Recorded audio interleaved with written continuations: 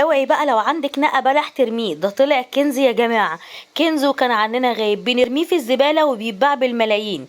يلا صلوا على النبي في الكومنتات، وما تنسوش تعملوا لايك وشير ومتابعه، وكمان تقولوا لي من اي بلد بتشوفوني. في الاول كده هجيب طاسه تكون قديمه عندي ما بستخدمهاش، واخد نقى البلح ده وعلى نار هاديه جدا اسيبه لما يتحمص تماما بالشكل اللي انت شايفاه ده.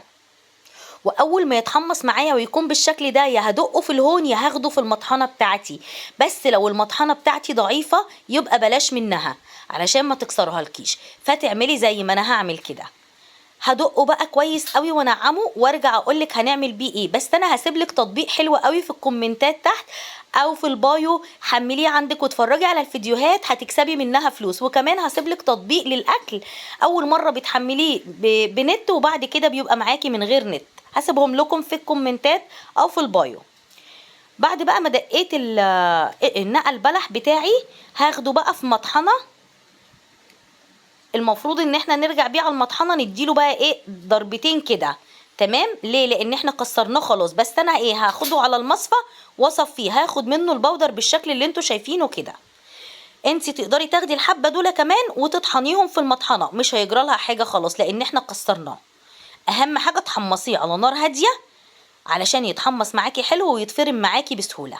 بعد كده على طول حطيته في الطبق كده، وهحتاج بقى ان انا اجيب زيت زيتون بكر معصور على البارد. مهم جدا الخطوات اللي انا بقول لكم عليها والمكونات عشان تطلع الوصفه معاكم مظبوطه ان شاء الله. هعمل ايه بقى؟ هقلبه كده كويس قوي واركنه عندي مش اقل من اسبوع في مكان مظلم، او لو تقدري انك تعبيه بقى في ازازه المسكره بتاعتك، اي مسكره فاضيه هاتيها بقى وعبيها، هاتي قمع صغير وعبيها.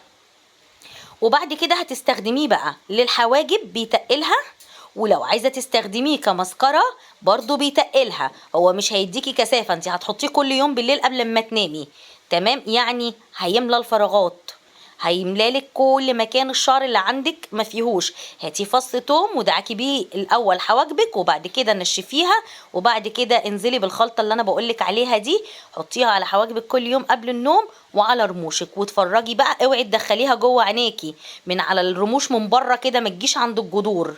تمام تمام. هتستخدميها لمدة اسبوعين 3، وتعالي هنا في الكومنتات قوليلي ايه رأيك فيها. بصوا بقى جربوها، انا متأكدة انها هتعجبكم جدا. اذا بقى اول مرة تشوفوها اعملوا لايك وشير وما تنسوش تعليق.